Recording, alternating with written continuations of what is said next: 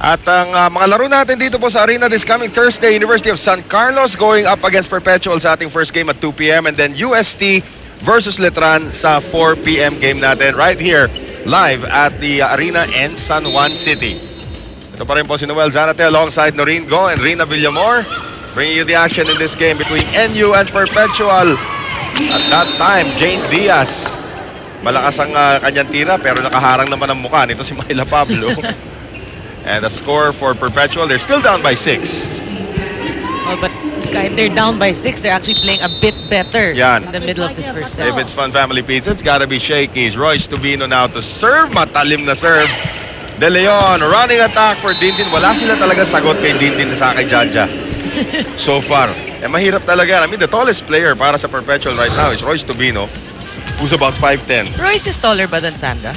Sandra's about, 5'10", 5'9", ganun pa rin. Pero, wala pa rin 6-footer. Mahirap pa rin pigilan yung front line nitong NU. Now, Jaja back in front. Dindin serving. And a great serve by Dindin Santiago. She has been serving well in today's match. One of the most underrated facets nga sa laro nito si Dindin yung kanyang service.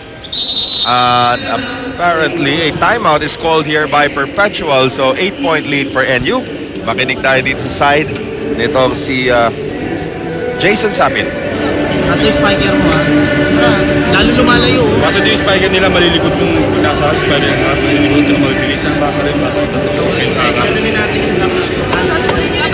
Let's go, guys! Lumalayo. Hey, Perpetual! Let's go, stand! Tignan po ulit natin ang ating nakaraan na play. This is off that serve. Parang ang miss-hit pa yung serve na yun Hindi pa solid. Oo. Pero, alam mo, what's nice nitong kay Dindin, nagta-target siya ng tao. Dindin serving once again. This time si Condada na nakakuha. Better reception. Sandra De Los Santos. Argarin now on the back set. Papunta rito kay April Sartin. De Leon. Back set naman. Aiko Ordas. Tinulak na lamang at lumabas. Sayang ang pagkakataon. Walang katao-tao sa harapan. Well, she had the right thing in mind, pero sobrang lakas lang yung tulak niya. Si Aiko Ordas, one of those high-intensity players para sa koponan ng NU. Actually, yung addition ni Ruby De Leon and Jaja Santiago, lumalim. Yan. Sorry. Ang bench ng NU. The struggles continue for Noreen Go. Pero ito si Jaja, iba na talaga yung matangkad. Miss-set galing kay Ruby with the one hand. Miss-tip naman ni Jaja. Lusot pa rin sa depensa. 6'4". Yan, 6'4" with very long arms. Argarin going to Joy Cases. Joy Cases tahimik pa rin sa larong ito. And Dindin, lusot na naman kay Sandra. At sinusubukan talaga ng NU ngayon. Ang tibay nito si Sandra De Los Santos. Alam nilang galing bakasyon. Alam nila hindi pa masyadong kondisyon. At doon talaga nila pinapadaan sa harapan. Especially the Santiago sisters. You know, how they're doing that also is maganda yung setting ni Ruby. Talagang she's giving everyone a chance to hit. Diaz. Mapalakas ng todo. Parang Kanya galit. tira, oo. Pero she smiles.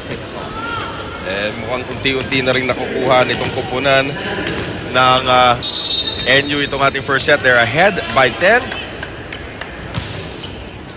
Served by Dadang. Diaz, Cases, finally. At may pagkakataon po tayo ngayon ay paalala sa inyo as Jani Sabar will see her first action of the conference. Papalitan si Argarin and Guillermo will come in to replace Jane Diaz. So Guillermo, the backup setter, seeing her first action. The Shakey's B-League is on GMA News TV Monday to Friday at 1 p.m. At tuwing Sabado naman po, 12:45 p.m. hanggang 2:30 p.m.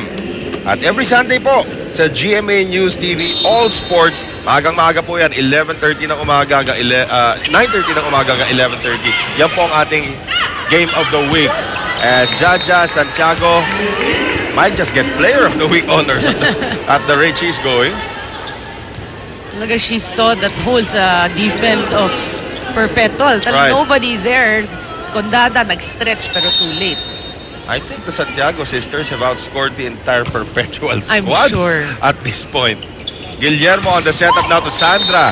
Mas kasundo yata ni Sandra ito si Guillermo. Nakalusot doon sa depensa. 22-13. Big 9-point lead for NU. Sandra De Los Santos serving once again para sa Perps. Pero we'll see right now kung si Honey Royce Tubino will be a force dyan sa harap. Right. De Leon, hinulog na lamang at napag-iwi si Guillermo. That was perfection, Right. no? Look at this, hindi man lang nakalundag ang blockers that time. 23-13. Jaja Santiago. Condada on the reception. Guillermo on the setup to Tubino kinaliwa. At nasa git pa rin yan ni Tintin Santiago. One more time around now for Perpetual. Tubino nasa gilid naman. Napalakas yung kanyang tira. Now 24-13, 11 set points for NU. And Tubino obviously very frustrated sa sarili niya because she hasn't been getting that right approach, that right jump, Right. and obviously the right spike kasi puro out. Oo. Jaja once again. Guillermo on the back set now for Joy Cases. Lusot na naman sa blockers pero nasa git ni Ruby De Leon. Myla Pablo! And Myla Pablo will end the first set. 12-point victory para sa kuponan ng NU Lady Bulldogs. 25-13 sa ating shaky in play. The Typhoon strikes again. Pablo finishes the first set for NU.